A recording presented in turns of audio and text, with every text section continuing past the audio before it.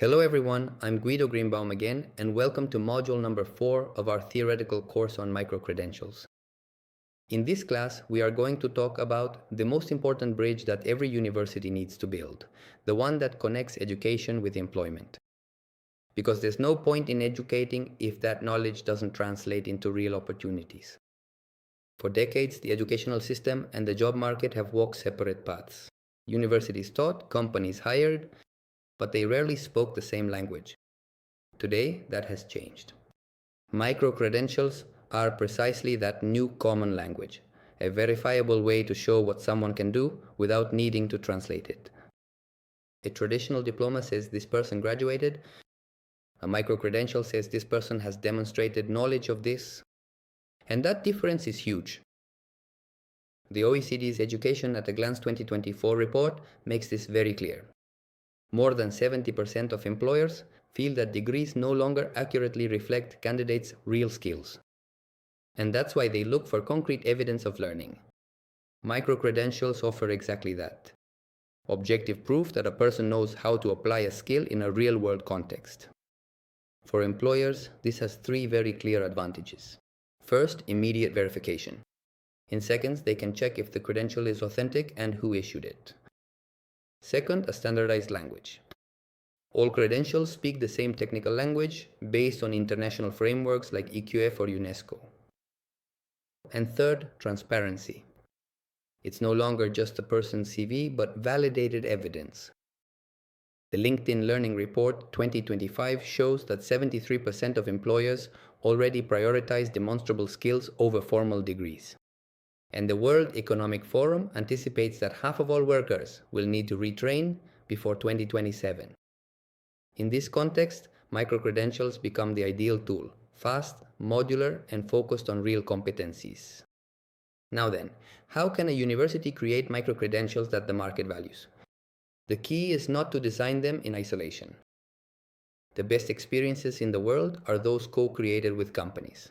For example, Google Career Certificates, which works with universities in the United States and Europe to design microcredentials in data analysis, cybersecurity, or UX. Or the IBM Skill Build program, which connects educational institutions with real career paths. And in Latin America, the Monterrey Institute of Technology, together with CEMEX, who created joint credentials for leadership and industrial management. In all these cases, the model is the same. The university guarantees academic rigor, and the company guarantees professional relevance. The result? Credentials with double value, both academic and professional. This is what truly transforms the relationship between education and work. The credential is no longer just an institutional symbol. It is a currency of trust shared between academia and employers. Microcredentials are not just stored, they are displayed. According to one EdTech, 95% of students who receive a microcredential share it on LinkedIn, and 90% report a positive impact on their job opportunities. Today, professional profiles are built through verifiable credentials. LinkedIn, European Indeed, all platforms now integrate badges and digital certificates. This marks a new era of professional reputation. Digital credentials are the new currency of talent. Let's see what values and what employers value. According to studies by the European Training Foundation and UNESCO, the most sought-after microcredentials are those that combine technical, soft, and adaptive skills. For example, the most valued are those in data intelligence, artificial intelligence, and UX, with an average rating of 4.8 out of 5. Next comes soft skills, such as leadership and communication, with a 4.6 rating, followed by languages, sustainability, and digital literacy. The message is clear. The combination of technology, humanity, and flexibility is what the market wants. But there is a crucial point. Issuing badges is not enough. You have to measure the impact. The most advanced universities already use concrete indicators such as the participation rate, verification rate, and employability at 6 or 12 months and active partnerships with companies. A great example is Deakin University in Australia, which publishes an annual impact report showing how the credentials issued translated into real jobs. That transparency builds trust. And the strongest cases are not only in the global north. Important things are also happening in Latin America. UNESCO and the OEI are promoting programs in Mexico, Chile, and Uruguay to connect technical education with digital employability. For example, the Mochila Digital project in Mexico allows credentials issued by public universities to be verified by local companies. It is a collaborative model that brings together the state, universities, and the private sector. So what can a university do starting tomorrow to link its microcredentials with the job market? First, create a public catalog of microcredentials so that companies can see which competencies are being certified.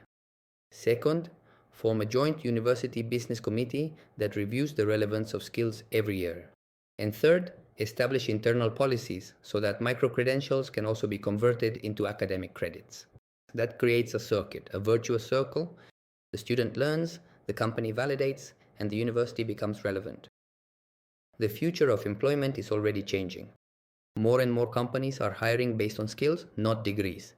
According to LinkedIn, by 2025, 65% of the world's largest companies have already switched to a skills-based hiring model, and recruitment algorithms now prioritize profiles with verified digital credentials.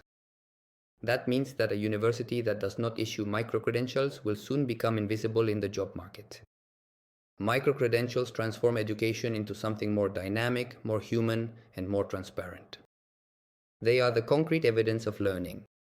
And they are also the bridge between what a person knows and what the world needs them to know.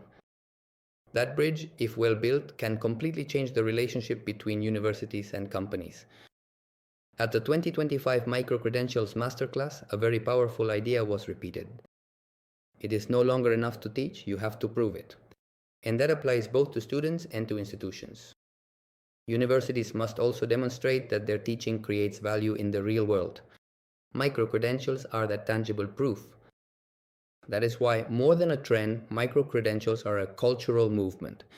We are being forced to redesign the link between academia and the workforce, to think of education as an open system, and to measure impact in terms of real employability. And that change, if well managed, will redefine what it means to be a university in this decade.